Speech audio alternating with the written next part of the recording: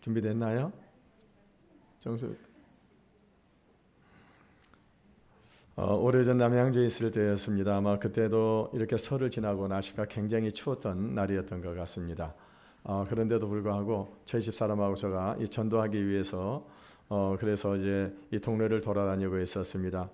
그날은 우리가 한번 이 비닐하우스에 사는 분들한테 전도를 해야 되겠다 싶어가지고 그래서 비닐하우스를 이곳저곳을 다니고 있었습니다. 그런데 한 비닐하우스는 좀 이렇게 너무나 낡은 그런 비닐하우스였고 그래서 아마도 이것은 창고로 쓰지 않겠나, 그래서 혹시라도 사람이 살지 않겠는가 이런 생각을 하고는요. 그리고 난 다음에 이제 그곳에 가서 문을 열어보았습니다. 그랬더니 거기에 사람이 한 분이 계셨습니다. 할아버지신데 60이 넘으신 그 할아버지인데 수염을 이렇게 길게 길고 계시고 또 이 눈썹도 아주 이렇게 다듬지 않아가지고 길게 생긴 그 할아버지가 계셨습니다. 들어가도 되겠습니까? 라고 그래서 들어갔습니다. 가서 봤더니 사람이 사는 그런 집이었었습니다. 그런데요, 거기 가서 보니까는 사람이 사는 집인데 난방장치가 전혀 없는 겁니다. 난방장치로 너무 싸늘한 곳이었었습니다. 그래가지고 또 그래서 제가 주변을 둘러봤더니 거기에 수도도 없는 거예요. 수도도 없는 겁니다. 그리고 그 물통이 이렇게 몇 군데 있었습니다. 그래서 제가 물어봤습니다. 춥지 않습니까? 라고 물어봤더니 그분이 하신 말이 무슨 말을 하냐면은 전기장판 안에 들어가 있으면 따뜻해요. 그렇게 얘기를 하는 것입니다. 그럼 물은 어떻게 쓰십니까? 그랬더니 읍사무소에 가가지고 그 통에다가 물을 길어다가 그렇게 쓰고 계신다고 하는 것입니다. 그래서 저희 집사람하고 저희 이렇게 사방을 돌려보다 기절할 뻔했어요. 왜냐면요, 거기에 시책 한쪽에가 스티로폴이 있는데 그 스티로폴에 시체가 하나 딱 놓여 있는 겁니다. 보니까는요, 죽은 지 오래돼가지고 몸이 바짝 말라 있는 데다가 머리는 떡이 딱 되어가지고 있는 거예요. 아니, 사람이 죽었으면 장사를 지내야지 왜 저렇게 시체를 저렇게 방치해 두었나. 근데 혹시라도 저 살아있는 것은 아닌가 싶어가지고 제가 유심히 살펴봤습니다. 어디로 봤을까요? 살아있는 사람이 죽어 있는 사람 어디로 보면 알 수 있을까요? 배를 살펴봤어요. 배를 유심히 살펴보니까 배가 조금씩 움직이는 거예요. 숨을 쉬는 겁니다. 그래서 물어봤습니다. 아니, 저분이 누굽니까? 그랬더니 그 할아버지가 하는 말이 제 아내입니다. 하는데, 그러면서 하는 말이 뭐라고 하냐면은 제 아내가 정신병에 걸려가지고 그래가 정신병에 걸린 지 오래가 됐다라고 그렇게 얘기를 하는 것입니다. 아니, 그러면은 이 추운데 이불이라도 덮어야 되지 않겠습니까? 라고 얘기했더니 할아버지가 뭐라고 말씀하시냐면 그래도 저기는 뜨뜻해요 라고 얘기하다는 거예요. 왜냐하면은요, 스티로폴을 바닥에다 딱 깔아놓고 누워있으면 그게 뜨뜻하다고 하는 것입니다. 여러분, 산 사람이 죽은 사람이 어떻게 할 수가 있을까요? 숨을 쉬느냐 숨을 쉬지 않느냐. 물론 여러분, 살아있는 사람 가운데도 보게 되면 어떤 사람 숨을 쉬고 있지만 사람 노릇을 하지 못하는 사람이 있습니다. 그 사람이 누굴까요? 병든 사람이라고 하는 것입니다. 그러니까 중요한 것은 뭐냐면 우리가 살아있는 것이 중요한 것이 아니라 건강한 모습으로 살아있는 것이 중요하다고 하는 것입니다. 여러분, 건강한 사람은요, 자기 일을 알 수도 있고 그리고 또 다른 사람에게 도움을 줄 수도 있는 것입니다. 그런데 여러분, 건강하지 못한 그런 사람 어떻게 합니까? 스스로 자기 몸도 가누지를 못한다고 하는 것이고 그리고 다른 사람들도 도와줄 수 없다고 하는 것입니다. 여러분, 교회도요, 살아있는 교회가 있고 죽어있는 교회가 있는 것입니다. 이 신앙 잡지 풀빛 발행인 조디아티 목사님은요, 현대 교회의 모습을 살아있는 교회와 이 죽어있는 교회로 이 구분을 냈습니다. 여러분, 살아있는 교회는 어떤 교회일까요? 살아있는 교회는 교육시설, 주차장 등 공간에 문제가 있다. 그러나 죽어가는 교회는 공간을 염려하지 않는다. 살아있는 교회는 항상 변화하지만 죽어가는 교회는 늘 똑같다. 살아있는 교회는 아이들이 자잘거리는 소리로 늘 시끄러운 반면 죽어가는 교회는 조용하다. 살아있는 교회는 늘 일꾼이 부족하지만 죽어가는 교회는 일꾼을 찾을 필요가 없다. 살아있는 교회는 선교 사업이 활발하다. 그러나 죽어가는 그 교회는 교회 안에서만 움직인다. 살아있는 교회는 주로 주는 자들로 가득 차 있다면 죽어가는 교회는 튀는 자들로 가득 차 있다. 살아있는 교회는 믿음으로 움직이고 죽어가는 교회는 인간적 판단에 위해 움직인다. 살아있는 교회는 배우고 봉사하기 위하여 바쁘다면 죽어가는 교회는 한가하다. 살아있는 교회는 활발히 전도하고 죽어가는 교회는 점점 굳어져 화석같이 된다.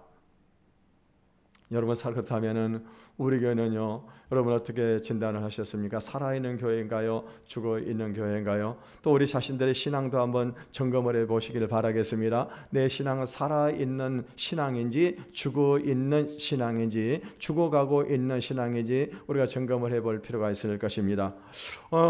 여러분 오늘 본문은요, 이 초대교회 부흥의 역사를 기록을 하고 있습니다. 이 초대교회 성도들이 모여가지고 성령의 충만함을 받고 난 다음에 그때부터요, 이 성도들이 담대하게 나아가서 복음을 전하기 시작을 했었습니다. 그랬더니 어떤 일이 벌어지게 되면 하루에 3,000명씩 5,000명씩이나 회개하고 돌아오는 그런 역사들이 일어났다고 하는 것입니다.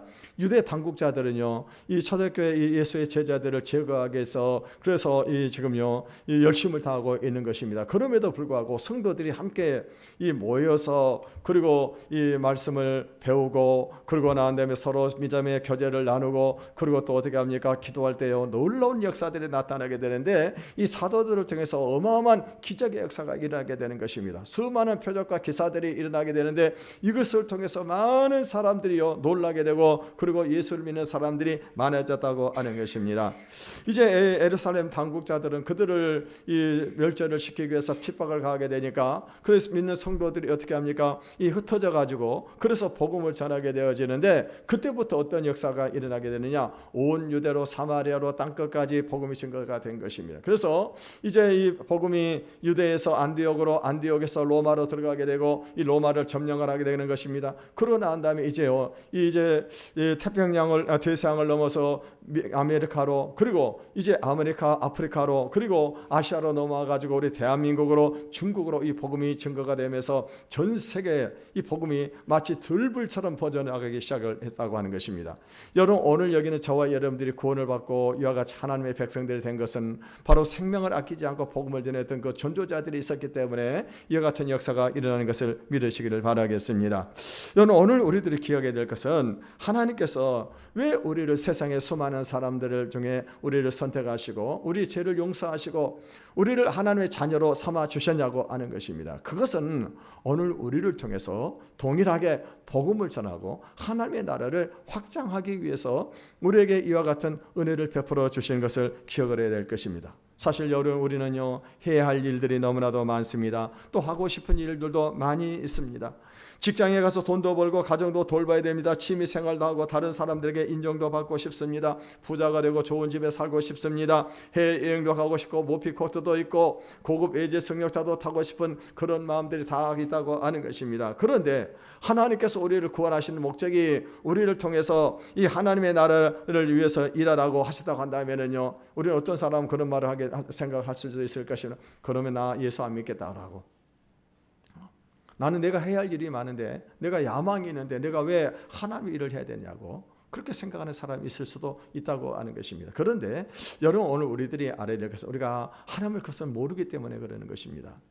여러분 하나님은 우리에게 복을 주시기를 원하세요. 복 주시기를 원하십니다. 그런데 어떻게 그 복을 받느냐? 그거는 우리가 하나님의 일을 할 때 하나님이 어떻게 하십니까? 하나님이 우리에게 복을 주신다고 하는. 그래서 너는 먼저 그의 나라와 그의 의를 구하라. 그래야면 이 모든 것을 너에게 더하여 주시리라고 그렇게 주님이 약속을 하셨습니다. 그래서 여러분 우리가 직장 생활하더라도 직장 생활하고 사업을 하더라도 하나님의 일을 하기 위해서 직장 생활을 하고 하나님의 일을 하기 위해서 사업을 하게 되고 그리고 우리가 하나님의 비전을 가지고 달려나가기만 하면은 하나님이 어떻게 하십니까? 하나님이 우리를 도와주시는 거예요. 여러분 아무리 세상 사람들이 자기 노력으로 잘 먹고 살 수 없고 부자가 되려고 해도 되는 것 아닌 것입니다. 여러분 이 세상 사람들이 자기 힘으로 노력을 가지고 그렇게 열심을 다해 가지고 살아가고 있지만 그 사람들이 다 부자가 되고 잘 먹고 잘 사냐고 하는 것입니다. 여러분 하나님께서 복은요 하나님께서 주시는 겁니다. 그래서 우리가 하나님의 뜻대로 살기만 하면 어떻게 합니까? 하나님께서 우리에게 복을 주신다고 하는 것입니다. 여러분 다니엘을 보십시오. 다니엘은요 포로로 끌려가가지고 바벨론에 포로로 끌려갔습니다. 그런데요 포로로 끌려갔음에도 불구하고 다니엘은 어떻게 자신의 정체성을 잊지를 않은 거예요. 그 포로 생활을 하면서도 어떻게 합니까? 하나님 앞에 기도할 때 하나님께서 그에게 지혜를 주셔가지고요. 이 다니엘은 바벨론의 포로로 가서 바벨론의 이 총리가 됩니다. 이어서 바벨론에 이어서 등장하게 되는 이 메데와 바사의 총리에 또 하게 되는 것입니다. 요셉도 마찬가지 아닙니까? 요셉도요, 그가 형들에게 미움을 받아가지고 애굽의 종으로 끌려갔습니다만은 그는요, 자신의 정체성을 잃지 않습니다. 그래서 그는 어떻게 합니까? 하나님의 사람으로 정직하게 성실하게 일을 하게 될 때 주인에게 인정을 받고 감옥에 들어갔지만 그곳에서 또 인정을 받습니다. 나중에는 어떻게 됩니까? 하나님께서 그에게 지혜를 주셔가지고요, 이 7년 애굽의 흉년, 이 가나안 땅의 그 흉년에 이 애굽의 사람들과 가나안 사람들을 살리고 그의 아버지와 형제들을 살리는 이 엄청난 일을 했던 사람이 바로 이 요셉이었다고 하는 것입니다. 그렇다고 하냐면 우리가 어떻게 해야 하나님의 부르심을 따라서 하나님의 능력을 공급받고 그리고 세상을 변화시키며 하나님 앞에 쓰임을 받는 삶을 살 수 있겠냐고 하는 것입니다. 첫째는요, 성경 무엇을 말씀하는가? 우리 믿음의 사람들이 모이기에 힘쓰라고 말씀을 하고 있습니다. 우리 46절의 말씀을 같이 읽어보겠습니다. 시작. 성전에 모이기를 힘쓰고 집에서 떡을 떼며 기쁨과 순전한 마음으로 음식을 먹고. 여러분, 오늘 우리는 먼저 교회가 무엇인가를 아는 것이 중요합니다. 여러분, 교회는요, 예수 그리스도를 구주로 고백하는 이 신앙의 공동체이고 그리스도가 임재하셔가지고 머리가 되시고 성령님께서 다스리며 하나님 아버지께서 주인이 되신 것이 바로 이 교회라고 하는 것입니다. 그러니까 교회는 어떻게 합니까? 믿음의 공동체예요. 이 신인 공동체입니다. 이 우리 가운데는요, 하나님이 계시고 우리 예수 믿는 사람들이 함께하는 공동체가 바로 이 교회라고 하는 것입니다. 그러므로 교회는요, 성도들이 주님의 이름으로 모일 때 그 기능을 발휘할 수가 있습니다. 만일 모이지 않는다고 하면 그 교회는요, 그 역할을 감당할 수가 없는 것입니다. 이 숫자 0에 관한 이야기, 재미나는 이야기가 있습니다. 이 숫자 0이 너무나 뭡니까? 0이 어느 날 너무 애로웠습니다. 그래서 친구를 삼기 위해서 다른 숫자들 찾아가서 1도 찾아가고 2도 찾아가고 3도 찾아갔습니다. 그러더니요, 다른 숫자들이 어떻게 하면 0은 아무것도 가진 것이 없다고 해가지고는요, 친구를 안 삼아주는 것입니다. 너무나 서럽고 너무나 외로웠습니다. 너무나 고독했습니다. 이번에는 일도요. 한번 다른 친구들을 사귀기 위해서 이렇게 나눠가지고 다른 친구들 2나 3이나 4나 5, 6이나 등 이런 친구들이 어떻게 합니까? 일은 너무나 가진 것이 없다는 거예요. 일밖에 없다고 하는 거예요. 그러니까 일을 다른 친구들이 인정을 해주지를 않은 것입니다. 같이 놀려고 하지를 않은 것입니다. 그러니까 이번에요, 일이 누구를 찾아갔습니까? 영을 찾아갔습니다. 영을 찾아가가지고 나하고 같이 친구하자, 나하고 같이 지내자, 나하고 같이 하나가 되자라고 했어요. 그래서 이 영과 함께 일이 합쳐졌습니다. 그때 어떤 숫자가 나왔을까요? 어떤 숫자가 나왔어요? 10이라고 하는 숫자가 나오고 가장 강력한 숫자가 나오게 된 것입니다. 그러니까는 나머지 2, 3, 4, 5, 6, 7, 8, 9 다른 숫자들 어떻게 합니까? 이 1과 0에게 다가와가지고요, 우리 함께 친구하자고 그렇게 한 거예요. 여러분이 초대교회 성도들이 여러분의 이 능력 있는 삶을 살 수 있던 그 능력의 원동력이 어디에 있었느냐? 오늘 성도들이 날마다 마음을 같이하여 성전에 모이기를 힘썼기 때문이라고 성경은 그렇게 기록을 하고 있습니다. 사도행전 2장 1절을 읽어보겠습니다. 사도행전 2장 1절 시작. 오늘 그들이 다 같이 한 곳에 모였더니, 제자들이 성령을 받게 된 것은 뭐냐면 성도들이 함께 모였기 때문이에요. 모일 때 어떻게 합니까? 성령이 어떻게 해요? 그 가운데 오순절 성령이 그들에게 임했다고 하는 것입니다. 이 사도 베드로가 고넬료라고 하는 백부장의 초청을 받아가지고 그래서 이 가이사랴에 갔을 때도 마찬가지였었습니다. 사도행전 10장 24절을 읽어보겠습니다. 시작. 이튿날 가이사랴에 들어가니 고넬료가 그의 친척과 가까운 친구들을 모아 기다리더니. 사도행전 10장 44절에 45절도 읽어보겠습니다. 시작. 베드로가 이 말을 할 때 성령의 말씀을 듣는 모든 사람들에게 내려오시니 베드로와 함께 온 할례받은 신자들이 이방인들에게도 성령 부어 주심을 말미암아 놀라니 이는 방언을 말하며 하나님 높임을 들음이러라. 이 백부장 고넬료가 이 사도 베드로를 초청을 했습니다. 초청을 할 때 백부장 고넬료는 어떻게 했습니까? 주변에 이 뭡니까? 가족들과 친척들 다 함께 모아놓고 초청을 했습니다. 초청 함께 모여가지고 하나님의 말씀을 들을 때 어떤 일이 벌어졌습니까? 성령이 그들에게 강림을 했다고 하는 거예요. 그러니까 여러분요, 중요한 것은 뭐냐면 우리가 이 모여야 된다고 하는 거예요. 우리 다 같이 따라서 합시다. 모이기에 힘씁시다. 우리 옆 사람에 그렇게 인사합시다. 우리 모이기에 힘씁시다. 모이기에 힘쓰십시다. 사실 그동안 이 코로나 바이러스로 인해 가지고요 교회 모임이 중단이 되고 말았습니다. 이 교회 모임이 중단이 되면서 이 어떻게 합니까? 성도들 신앙이 뚝 떨어지고 만 거예요. 뚝 떨어지고 만 거예요. 여러분 이거는 신앙의 위기입니다. 여러분 우리가 세상을 이길 수 있는 힘은 어디서 나오느냐? 우리가 믿음이 있어야만이 세상을 이겨내는 것입니다. 믿음이 있어야만이 어떻게 합니까? 우리가 주어진 사명을 감당하고 하나님 능력이 우리에게 나타나는 것인데 신앙이 떨어져 버리면 어떻게 합니까? 신앙이 떨어져 버리니까 세상을 이기지 못하고 세상 사람들과 똑같은 길을 가게 된다고 하는 것입니다. 그래서 우리는 모이기에 힘써야 되는 것입니다. 두 번째는요. 배우기에 힘썼다고 그렇게 말씀을 하고 있습니다. 42절을 읽어보겠습니다. 시작. 그들이 사로채 보다 서로 교제하고 떡을 떼며 오로지 기도하기를 힘쓰니라. 그들이 사도의 가르침을 받았다. 배웠다고 하는 것입니다. 여러분 교회가 세상 모임과 다른 점이 있다고 한다면 교회는요. 말씀하시는 하나님께서 말씀하시는 하나님이 함께 하시는 공동체라고 하는 것입니다. 제가 우리 시찰에 군 선교를 하시는 목사님이 몇 분이 계세요. 근데 그분이 선교하시는 목사님이 한 분이 그런 말을 했습니다. 요즘 군대는요, 이 종교에 자유가 있고요. 또 군인들에게 이 종교의 생활을 보장을 해주게 되어 있다고 하는 것입니다. 그래서 이 모든 종교마다 예배를 드린다고 하는 것입니다. 그런데요, 우리 기독교는요, 성도들이 군인들이 모이게 되면은요, 1시간 동안에 찬양하고 예배하고 그러고 난 다음에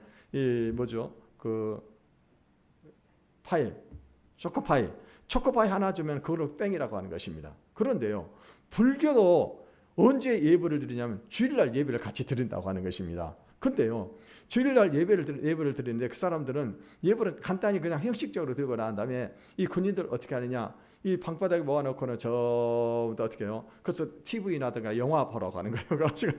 그러니까 여러분 어디를 더 많이 가겠습니까?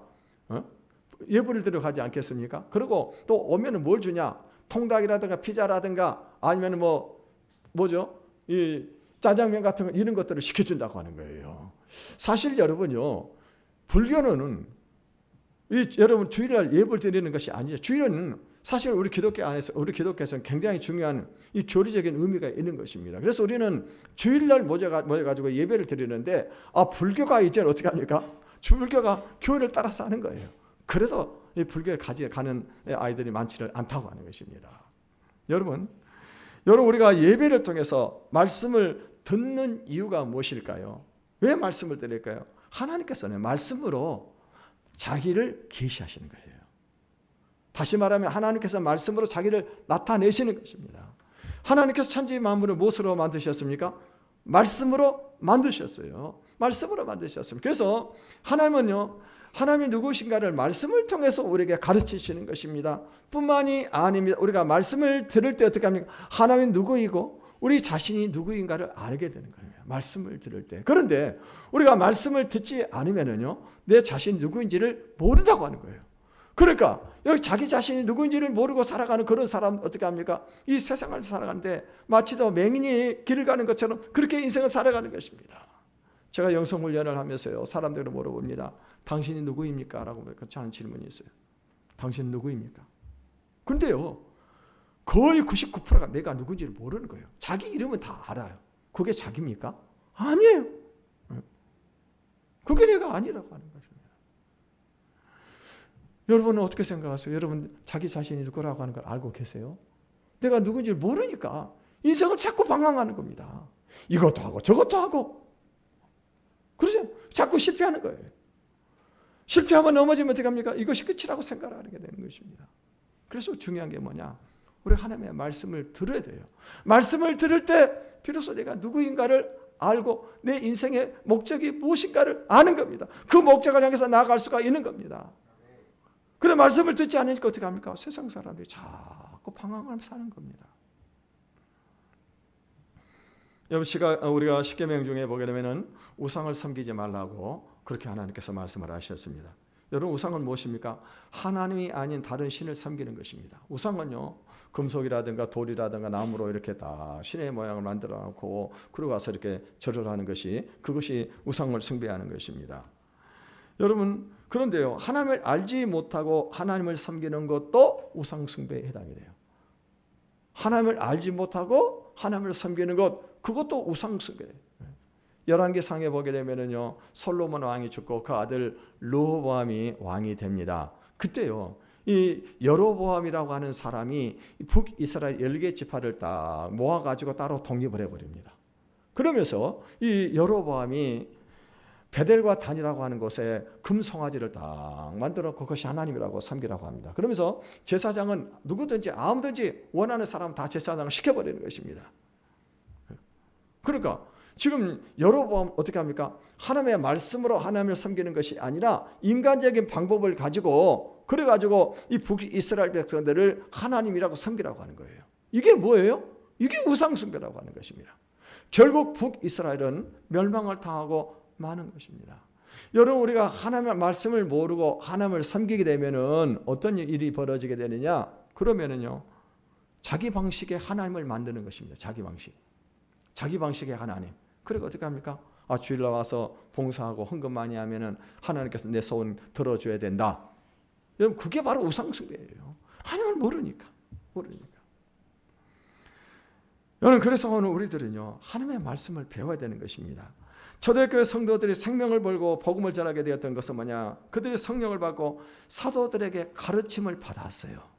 그래서 그들이 무엇을 알게 되었습니까? 바로 그들이요, 자기 자신의 존재에 대해서 알게 되었다고 하는 것입니다. 자기들이 하나님 앞에서 죄인이라고 하는 사실.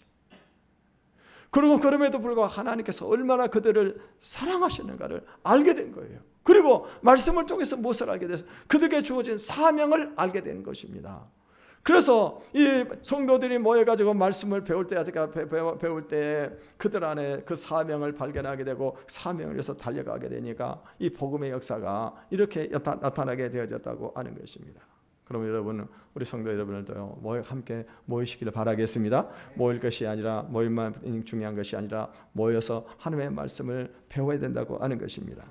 세 번째는요, 이 성도들이 모여가지고 믿음의 이 교제를 나누었기 때문입니다. 우리 42절을 같이 읽어보겠습니다. 시작. 그들이 사도의 가르침을 받아 서로 교제하고 떡을 떼며 오로지 기도하기를 힘쓰니라. 44절에서 46절도 읽어보겠습니다. 다음 시작.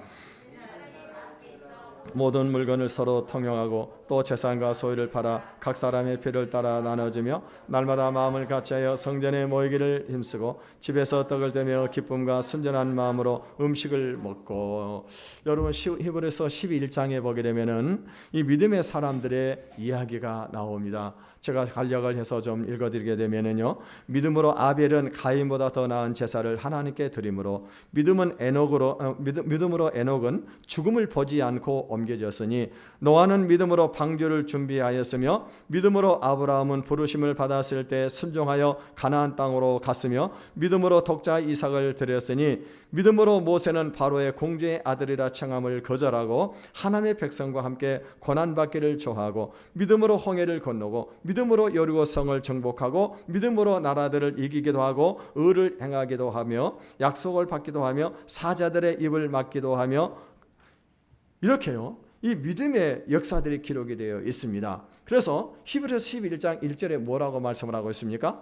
믿음은 바라는 것들의 실상이요 보지 못하는 것들의 증거니 선진들을 이뤄서 많은 증거를 얻었느니라. 믿음대로 된다고.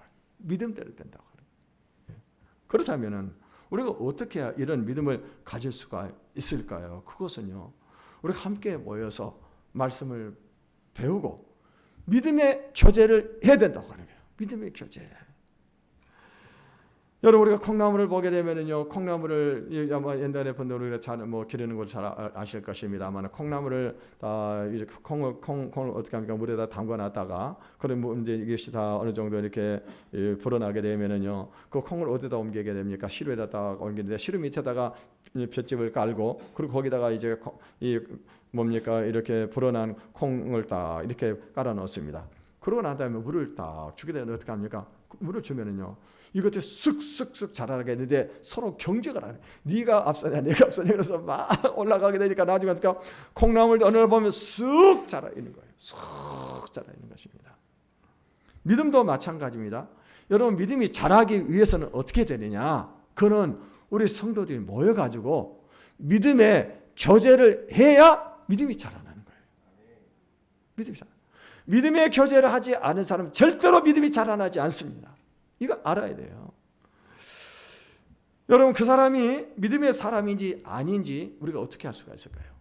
그거는요, 그 사람이 가까이 아는 사람이 누구인가, 이거를 보면은 그 사람이 믿음의 사람인지 아닌지 알 수가 있는 것입니다. 여러분, 그 이유가 뭘까요? 세상 사람들이 모이면 하는 말이 무엇입니까? 남을 흉을 보거나 자기 자랑을 하는 것입니다. 이번에 우리 아들이 공부를 잘해가 서울의 명문대학에 들어갔다 하느니, 아니면은 이번에 이 코인에 투자를 했는데 큰 돈을 벌어가지고 그래서 이 벤츠 자가용을 샀느니, 해외 유럽에 여행을 가서 아주 고급 양주를 사왔느니, 아니면 명품 백을 사왔느니, 그런 자랑거리 이야기만 하게 된다고 하는 거예요. 여러분, 믿지 않은 사람들과 같이 모여가지고 그래가지고 이렇게 모이게 되면 어떻게 될까요? 그런 게 부러운 거예요. 그런 게. 나도 언제 돈 벌어가지고 그래서 이렇게 고급 승용차 타고 좋은 집에 살고 그리고 그 명품을 가지고 누리고 살까? 여러분, 믿지 않은 사람들이 모이면 또 뭐합니까? 술 먹고 담배 피고 그리고 또 노름하는 것입니다. 근데 그런 사람 가까이 해가지고 뭐가 남겠냐고 하는 거예요. 그러니까 여러분요, 이 사람이 믿음의 사람인지 아니지 무엇을 알 수가 있다고? 이 사람을 가까이 하는 사람이 믿음의 사람을 가까이 하고 있느냐, 믿지 않은 세상 사람을 가까이 하느냐, 이거 보면은 이 사람이 믿음의 사람인지 아닌지 알 수가 있는 거예요. 여러분, 오늘 교회가요, 우리 교회가 앞으로 이제 오늘 오후에는 이제 세일 모임 제가 시범을 벌릴 것이고, 그리고 매달 마지막 주에는 세일 모임을 할 것입니다. 원래 세일 모임은 매주 한 번씩 해야 되는데 우선은 그렇게 시작을 하도록 하겠습니다. 나중에는 매주 하도록 하겠고요. 우리 왜 이렇게 세일 모임을 해야 되느냐? 성도들과 믿음의 교제를 하자는 거예요. 믿음의 교제. 우리가 믿음이 있어야 어떻게 합니까? 믿음이 있어야 하나님의 능력을 공급을 받을 수가 있고 하나님의 능력이 내 것이 되는 것입니다. 근데 믿음이 없으면 어떻게 해요? 하나님의 능력을 공급할 수가 없고 하나님의 것을 내가 소유할 수가 없게 되는 것입니다. 여러분, 그래서 예수님께서는 뭐라고 말씀하셨어요? 마태복음 21장 21절을 읽어보겠습니다. 시작. 대답하여 이르시되 너희가 진실로 너희에게 이르니 만일 너희가 믿음이 있고 의심하지 아니하면 이 무화과 나무에게 된 이런 일만 할 뿐 아니라 이 산더러 들려 바다에 던지라 하여도 너희가 기도할 때 무엇이든지 믿고 구하는 것은 다 받으리라 하시니라. 여러분요, 믿음이 있는 사람 어떻게 합니까? 예수님께 믿음으로 무화과 나무를 저주했습니다. 그랬더니 그 무화과 나무가 시들어 버렸어요. 그러면 사실의 말씀이 무엇입니까? 믿음이 있고 내가 믿고 이 산더러 들려 바다에 던지라 하면 그대로 된다고 그랬어요. 그대로 된다고 그랬습니다. 이게 믿음의 능력이라고 하는 거예요. 믿음의 능력. 그래서 여러분, 우리가 믿음을 갖기 위해서 내가 자꾸 믿음의 사람들과 교제하시기를 바라겠습니다.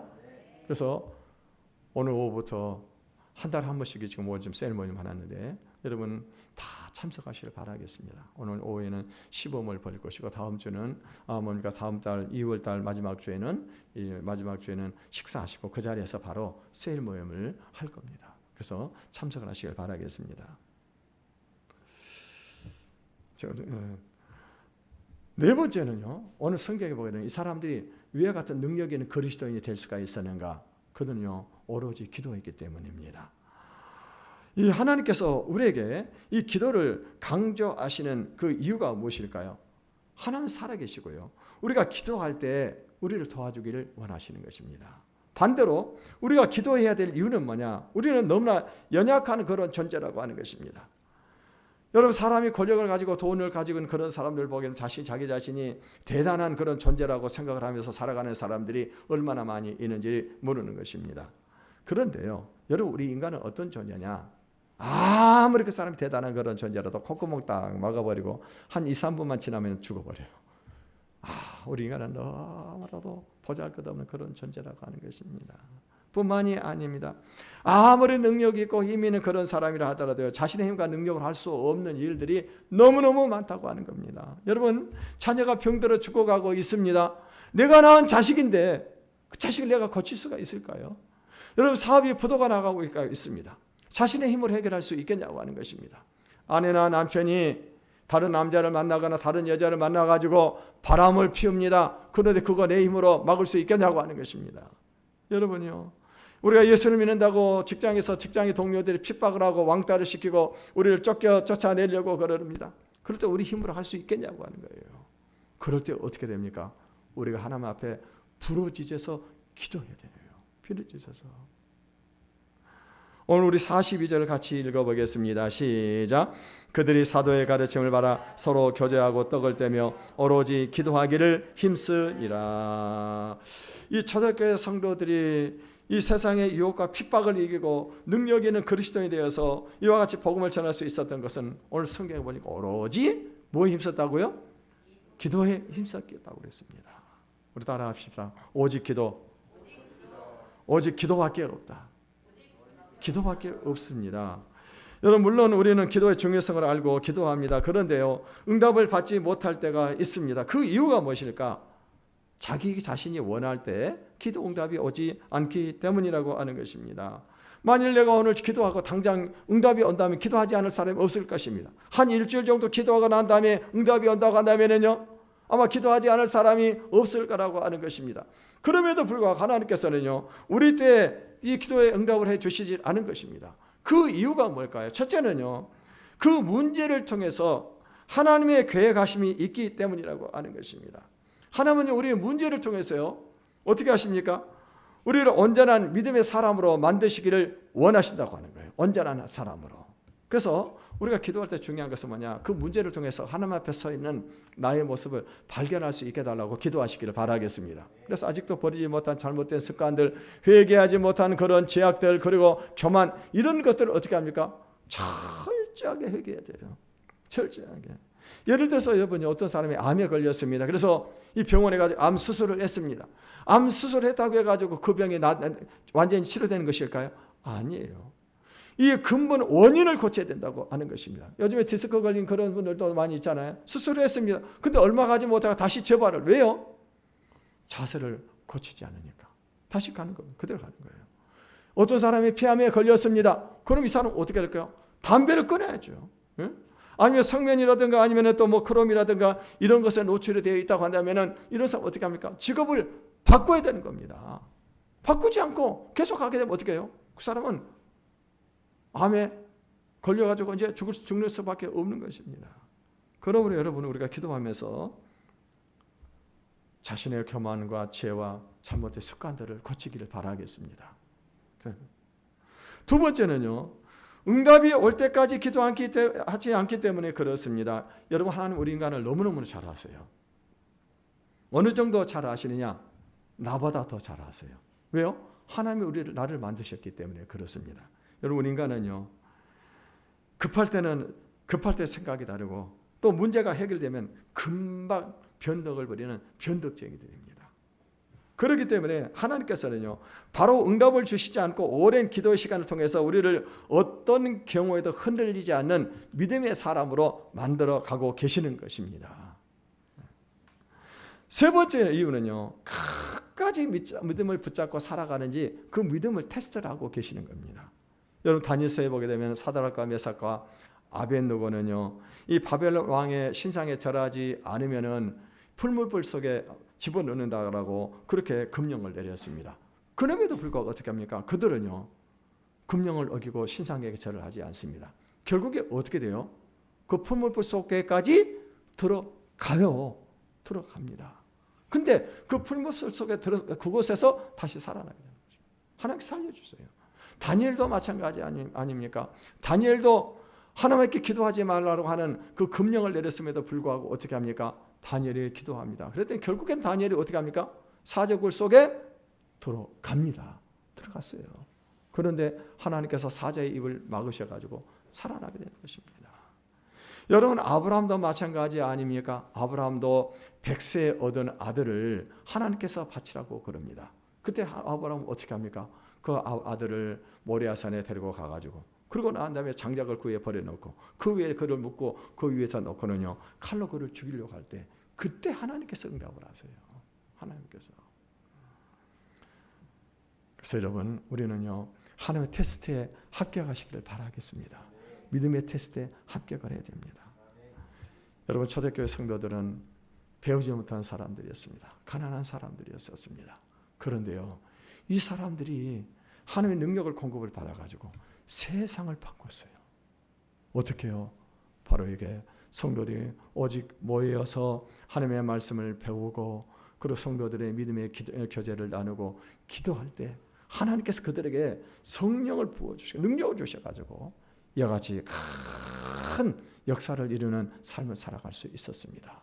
오늘 여기는 저와 여러분도 이와 같은 삶을 살아가시기를 주님의 이름으로 축원을 드리겠습니다. 이 시간